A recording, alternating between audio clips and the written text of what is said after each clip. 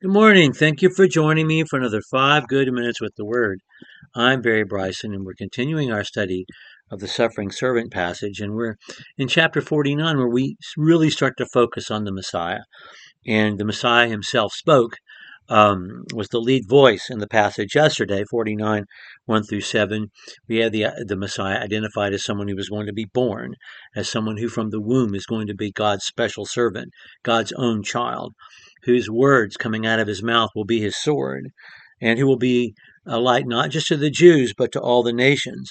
But we also saw the Messiah expressing his own discouragement at the way he'd been rejected. And we also read that he's going to be despised.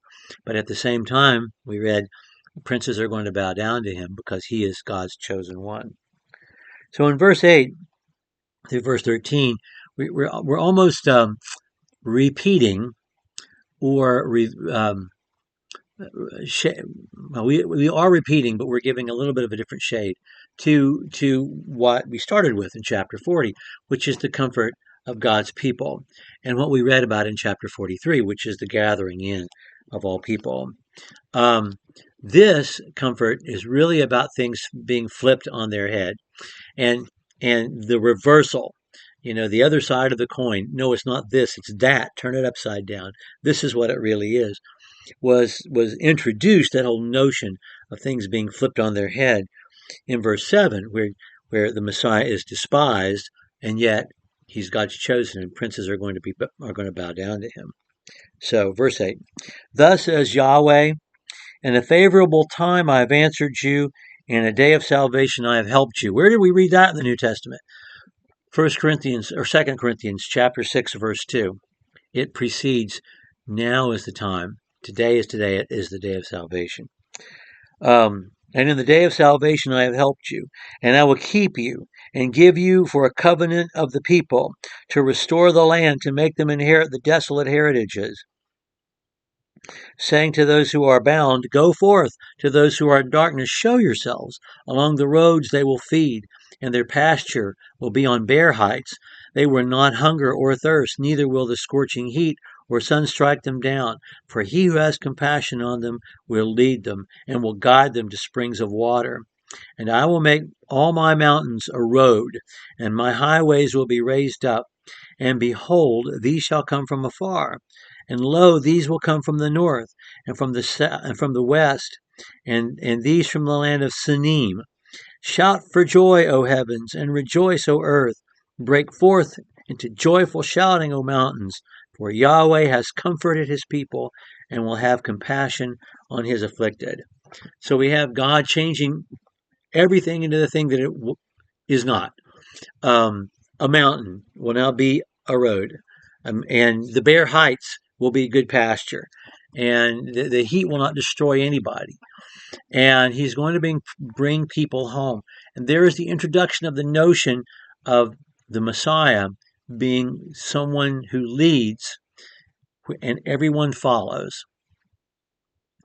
That in the Messianic age, God's people are not going to be rule keepers. They're going to be disciples. Not that there won't be rules. God is changeless. His will is his will. And right is right and wrong is wrong. But instead of giving us tablets of stone, God is going to give us someone to follow.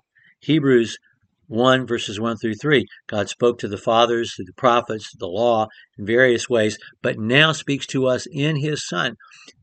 Jesus is God's communication, and now we are followers, and that's being introduced here. That whole notion of discipleship is being introduced here. He talks about the north, the west, and Sinim. Where is Sinim? Sinim is the name of the town at the time, which would later be called Elephantine by the Greeks, and today is known as the city of Aswan. It's at the first cataract of the Nile. So in other words, he's talking about the south. And so that, the north, the east and the south, the west and the south. And that's what Sinim would represent. Curiously, or ironically, or interestingly enough, Elephantine, this town, which he's mentioning here Sanim, which would later be called Elephantine, was a place which hosted an enormous Jewish population. When Babylonian captivity came and so many of them fled back into Egypt, this kind of became their cultural center, their capital. And there have been a lot of letters recovered and excavated from Elephantine, which tell us a lot about, the richness and of Jewish life along the Nile, especially that far south. So when Jesus and his parents fled to Egypt, there was an enormous population, vibrant population of Jews. One might say a more prosperous, more culturally vibrant, certainly more intellectually vibrant group of Jews in Egypt than there was in Palestine.